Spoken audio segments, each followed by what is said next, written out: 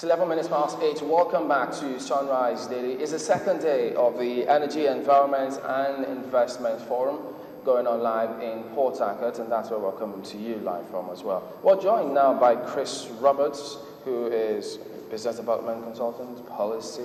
He's also a political scientist. Morning, and thank you for coming in today. Thank you very much for having me.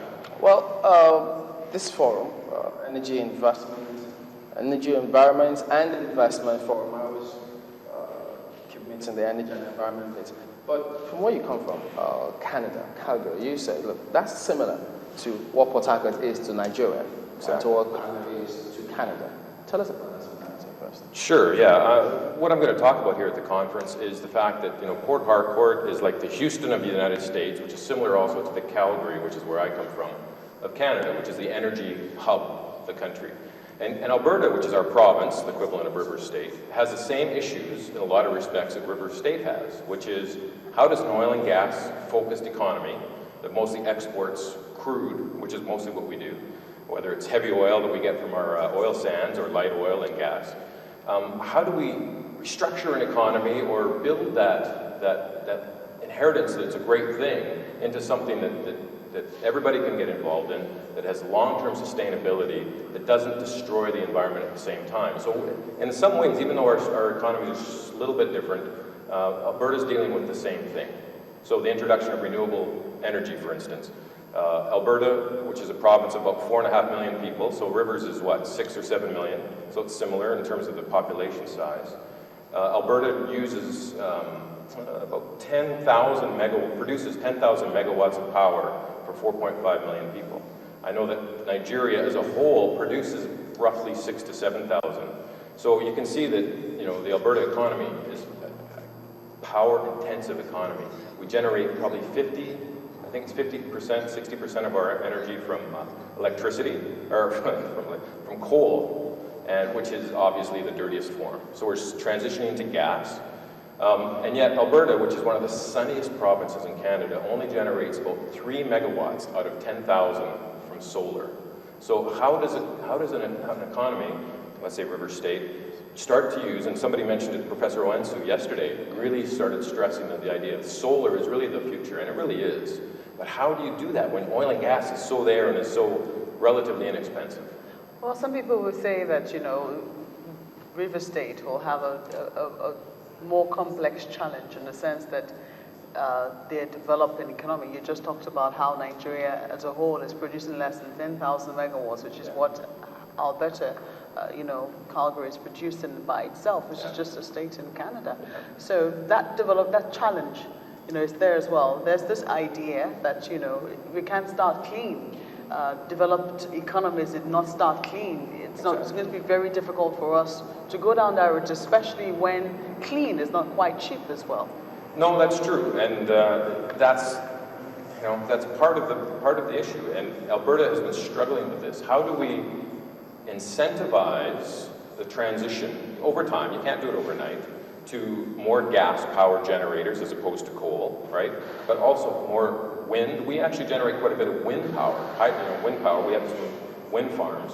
But the problem with wind is the wind all comes onto the grid at the same time because that's when the wind's blowing, and that drives down the cost that you get in our system. So that the prices that you're generating for your wind power drops when the wind blows because all the wind power is coming on at the same time. So wind has some, positives, right? It's very clean, but it only operates when the wind is blowing, and it all operates at the same time because basically when the wind blows, it's all going to turn on. But what it means is when all that comes on, coal-fired plants have to remain on because of the way coal is structured. So what comes off is gas.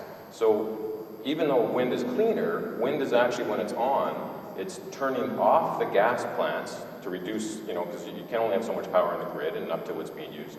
But the coal plants stay on. So these are the kind of issues Alberta's dealing with as we slowly transition from a coal and gas-powered economy to a gas and renewables-powered economy, and it's going to be a transition. And yes, I completely agree. We had the president of Tanzania in our province not that long ago, and he said, look, Tanzania has a lot of coal. We should be allowed to use our coal for electricity purposes, because you guys had 400 years of the Industrial Revolution. You had your chance.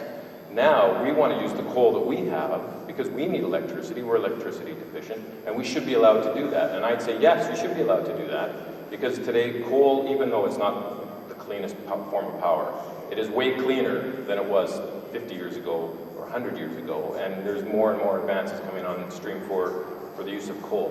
Do you think that will be the future, looking at how we can make more of these natural resources cleaner, rather than, totally condemning them outright? Well, exactly. I mean, you can't shift whole economies from fossil fuels to renewables overnight.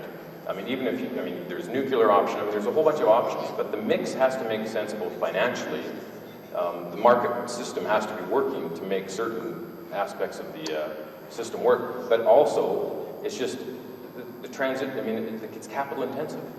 That issue of the mix making sense, you're implying there about transition. That transition period, how would that be made effective and also cost effective? Because yesterday we had a guest here who talked about laying off, increasing unemployment to increase technology. Mm-hmm. That transition period, how can that be made effective without hurting the populace?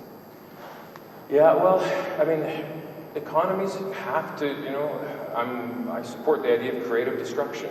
You're going to have to, as the electricity sector changes and becomes capital intensive. The issue for me is if you had more electricity in this country, and I've tried to do projects here for since about 06, 07. We actually tried to design and build a small-scale refinery in the late 2000s, which couldn't fly because I mentioned earlier, the oil subsidies system destroys the idea of private investment in oil and downstream oil and gas. But if you had more electricity here and it was cheaper and reliable, what would happen? You would have manufacturing, and manufacturing would pick up some of the slack. You would have more service-based industries. So to me, the idea that it's about employment first is the wrong question, because as Alberta has shown, we actually have labor shortages. We import labor quite a bit. In fact, the recent stats show that 2% of our recent permanent immigrants in 2011 were from Nigeria. So we have a huge Nigerian community of doctors, lawyers, engineers that are coming to our province because we have a labor shortage, and yet we are the biggest producer of oil and gas. We have 10,000 megawatts of electricity. So we have to switch how we're thinking. We need to focus on the infrastructure, which is electricity, reliable, relatively cost-effective, and how that is going to empower the economy to produce jobs, not looking at the oil and gas sector as a job producer, because really it itself is not a large producer of jobs, and neither is the mining sector in Canada. What about the issue of regulation? Okay. How has that worked out in Alberta? It's complicated. The difference in Alberta, and I think this is part of the reason why the oil and gas sector has flourished in Canada, is that oil and gas, all natural resources, are actually of state or provincial responsibility. The federal government does not control natural resources. So each province in Canada develops their own regulatory framework.